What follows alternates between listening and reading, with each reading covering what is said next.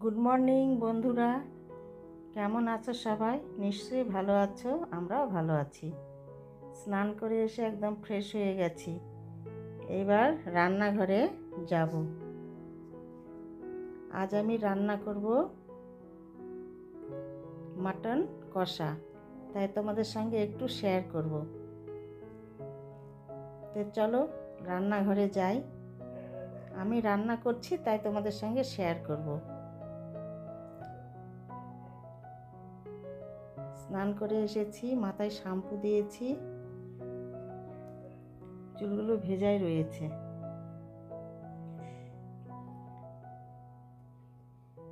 মাথাটা হালকা হয়েছে। চলো, আলু ভাজা বসে গেছে বন্ধুরা। এদিকে দেখো পেঁয়াজ কেটে নিয়েছি, একটু টমেটো কাটা রয়েছে, আর এই যে রসুন দেব, গোটা 5টা রসুন নিয়েছি। এদিকে আলু ভাজা চলছে, তো তোমরা দেখতে থাকো আমি কীরকম করে মাটন কষা করি। বাইরের পরিবেশটা দেখো, হাওয়া উঠে গেছে, প্রচণ্ড শুকনো হাওয়া হচ্ছে। আর এদিকে দেখো মশলা করে নিয়েছি। এর মধ্যে রয়েছে ছাদ বাগানের কাঁচা পাকা লঙ্কা, একটু জিরে, আদা, এসব বেটে নিয়েছি। তারপরে দেখো পেঁয়াজ ভাজা চলছিল, এর মধ্যে আমি টমেটোটাও দিয়ে দিলাম, তারপরে বাটনাটাও দিয়ে দিলাম। এবার এটা আমি ভালো করে কষিয়ে নেব।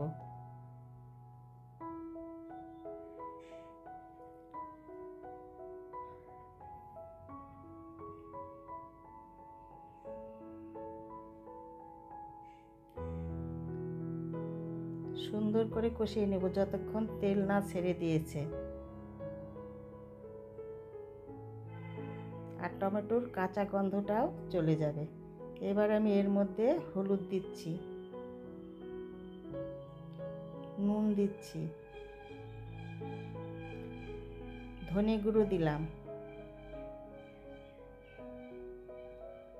এবার ভালো করে কষিয়ে নেব, একটু জিরে গুঁড়োও দিলাম।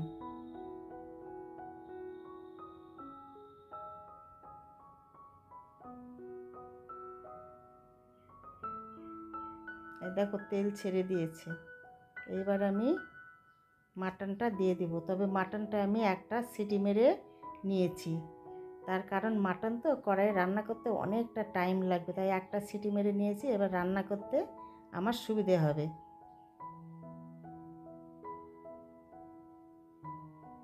সুন্দরভাবে কষানো হয়ে গেছে। এবার আমি দিয়ে দেব এই যে আলু ভাজা আর মাটনটা, এবার বাটনার মধ্যে দিয়ে দেব। বাটনা কষা একদম কমপ্লিট হয়ে গেছে।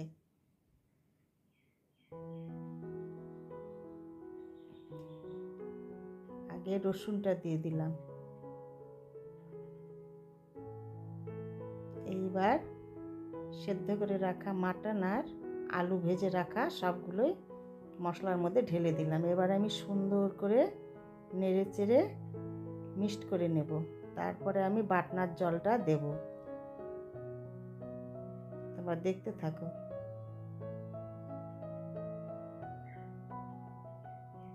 এই যে মিক্সি ধোয়া বাটনার জলটা দিয়ে দিলাম। এবার আমি এটা ঢেকে ঢেকে আরও 40-45 মিনিট কষিয়ে নেব। মাটন কষা তো, এই জন্য আর কি শুধু কষিয়ে নেব, বেশি তো জল টল দেবো না সেদ্ধ করার। একটা সিটি মেরে নিয়েছি, এবার রান্না করতে করতেই সেদ্ধ হয়ে যাবে। দারুণ কালার এসেছে কিন্তু, তাই না?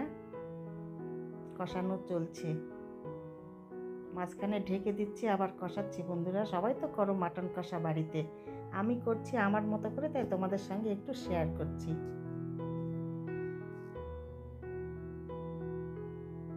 অনেকের আবার হেল্প হতেও পারে। এইবার দেখো আমি একটু জল দিয়ে দিয়েছি কষিয়ে নিয়ে, তারপরে এই যে গরম মশলার গুঁড়ো দিলাম। এবার আমি আরেকটু ঢেকে দেব। তো বন্ধুরা, আমি দেখাতে দেখাতে ভিডিওটি শেষ করছি। তোমাদের সঙ্গে দেখা হবে পরের ভিডিওতে। তোমরা ভালো থেকো, সুস্থ থেকো, আর আমার ভিডিওগুলি ভালো লাগলে লাইক, শেয়ার, সাবস্ক্রাইব করে দেবে, পাশে থাকবে, আর কমেন্টস করবে বন্ধুরা কীরকম হচ্ছে ভিডিওগুলি। দেখো এরকম হয়েছে দেখতে। মাটন কষা আমার একদম প্রায় কমপ্লিট। গ্যাসটা অফ করে দিলাম। এবার আমি ঢেকে স্ট্যান্ডিং টাইম দিয়ে রাখবো। তো আজকের মতো তোমাদের সবাইকে টাটা।